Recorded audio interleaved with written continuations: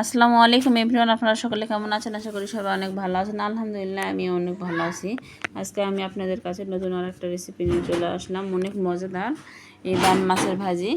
আপনারা দেখবেন এই ভাজিটা যদি একবার করেন তাহলে এতটাই টেস্টি, এত মজাদার লাগে, খুব সিম্পলভাবে আর অনেক মজাদার স্বাদে এই ভাজিটা আমি আপনাদের সঙ্গে শেয়ার করব।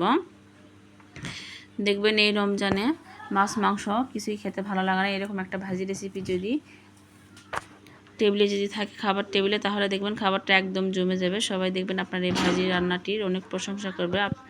চলুন পুরো ভিডিওটি দেখবেন, স্কিপ করবেন না। প্রথমে দেখুন এই যে আমি এই বাম মাছগুলো একদম কেটে ধুয়ে পরিষ্কার করে নিয়েছি। এগুলো হচ্ছে নদীর বাম মাছ একদম।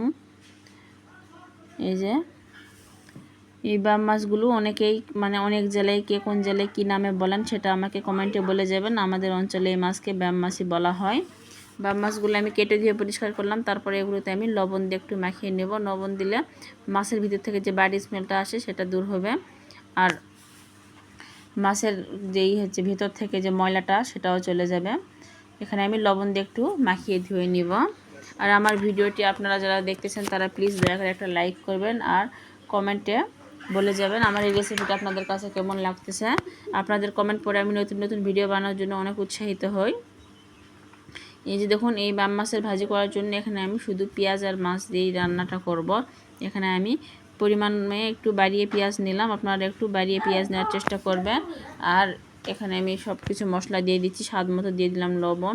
আর এখানে আমি বাটা মশলা দিলাম, আদা রসুন জিরা সব কিছু বাটা মশলা, হলুদের গুঁড়া এবং মরিচের গুঁড়া। মরিচের গুঁড়াটা একটু বাড়াই দিলাম, মাছের মধ্যে মশলাটা ভালোভাবে ঢুকবে। এখানে একটু মশলাটা বাড়িয়ে দিয়ে রান্না করবেন, তাহলে দেখুন টেস্টটা অনেক বেশি আসবে। আমি পেঁয়াজটা সব রকম মশলা দিয়ে হাতে সুন্দর করে মাখিয়ে নিচ্ছি। এই ভাজিটা একদম শুকনো শুকনো ভাজি হবে, পেঁয়াজটা একটু বাড়িয়ে দেওয়ার চেষ্টা করবেন। এই যে দেখুন আমি হাতে মাখিয়ে একদম সবগুলো পেঁয়াজের মধ্যে মশলা মিক্স করে নিলাম। এখানে আমি এখন বাম মাছগুলো দিয়ে দিব। এখানে আমি কোনো মাছ ভাজবো না, কাঁচা মাছই রান্না করব। আর এখনও অবধি আমার ভিডিওটি যারা দেখতেছেন তারা একটা লাইক করে না থাকলে আমার ভিডিওটা পুরো ফুল ওয়াচ করে নেবেন, নিয়ে একটা লাইক করে দিবেন। আর যেসব বন্ধুরা আমার ইউটিউব চ্যানেলে নতুন এই ভিডিওটি দেখতেছেন তারা একটা সাবস্ক্রাইব করে দিবেন। আর যেসব বন্ধুরা তো সাবস্ক্রাইব করে দিয়েছেন তাদেরকে অসংখ্য ধন্যবাদ। এই যে দেখুন আমি হাতে সুন্দর করে মাছ ও পেঁয়াজ এবং সব রকম মশলা একদম মিক্স করে নিলাম। নিয়ে এখানে আমি হালকা একটু পানি দিয়ে দিলাম। পানিটা হালকা দিব, এই পানির মধ্যে একদম সেদ্ধ হয়ে যাবে। আর বাম মাছের ডিমটা উপর দিয়ে দিলাম।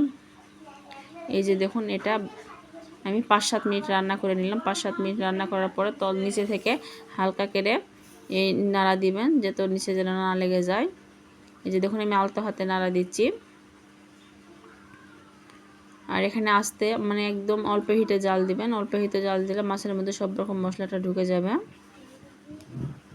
এই যে দেখুন আমার এখানে পেঁয়াজের মধ্যে একটু পানির পরিমাণটা বাড়িয়ে গেছে, আপনারা পানির পরিমাণটা আর একটু কমিয়ে দিবেন, তাহলে দেখবেন একদম একটু ঝরঝরে ভাজিটা হবে। নতুন পেঁয়াজের মধ্যে পানিটা একটু অল্প দেওয়া লাগতো, পানিটা একটু বেশি হয়ে গেছে। আপনারা রান্না করলে পানির পরিমাণটা একটু কমিয়ে দিবেন। এভাবে একদম হিট বাড়ানোর চেষ্টা করবেন না, হিট একদম কমিয়ে লো হিটে আস্তে আস্তে ভাজিটা করে নেবেন, তাহলে দেখবেন সুন্দর একটা কালার হবে। সব রকম পানি শুকায় যায়, একদম ভেজি থেকে তেল যখন উঠে আসবে তখন বুঝে যাবেন এই ভাজিটা হয়ে গেছে। তখন এই ভাজিটা নামিয়ে নেবেন। এই যে দেখুন ভাজির মধ্যে পানি সব শুকিয়ে গেছে, গিয়ে ভাজিটা একদম লাগা লাগা হয়ে গেছে। এ পর্যায়ে ভাজিটা আমি এখন নামিয়ে নেব। নামিয়ে নিয়ে এটা আমি আপনাদের পরিবেশন করে দেখিয়ে দিচ্ছি। মাশাআল্লাহ দিলে এই ভাজিটা দেখতে দ্রুত সুন্দর হয়েছে, খেতেও অনেকটা টেস্টি ছিল। আপনারা এভাবে একবার হলো ট্রাই করে দেখবেন। আমি খুব সহজ ও সিম্পলভাবে আপনাদের সঙ্গে শেয়ার করলাম। আর আমার এই রেসিপিটা যদি আপনাদের কাছে ভালো লাগে থাকে তাহলে প্লিজ দয়া করে একটা লাইক করবেন আর কমেন্টে বলে যাবেন আমার এই রান্নাটি আপনাদের কাছে কেমন লাগলো। আর নতুন বন্ধুরা হলে একটা সাবস্ক্রাইব করে পাশে থাকা বেল আইকনটা ক্লিক করে দিবেন, আবার নতুন কোনো ভিডিও দিলে নোটিফিকেশন পেয়ে আপনারা আমার পাশেই থাকতে যেন পারেন। এই যে দেখুন ভাজিটা কতটা সুন্দর হয়েছে, এটা দেখেই একদম কতটা লোভনীয় এটা বুঝতে পারতেছেন।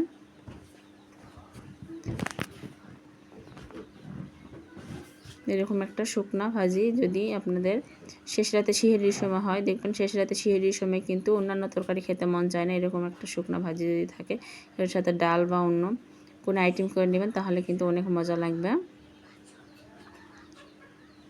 আর এই মাছের নাম আপনাদের কোন অঞ্চলে কী নামে বলেন সেটাও আমাকে কমেন্টে বলে যাবেন। আমাদের অঞ্চলে এই মাছকে বাম মাছই বলা হয়, সেটাই আমি আপনাদেরকে জানালাম। সবাইকে জানাই আল্লাহ হাফেজ।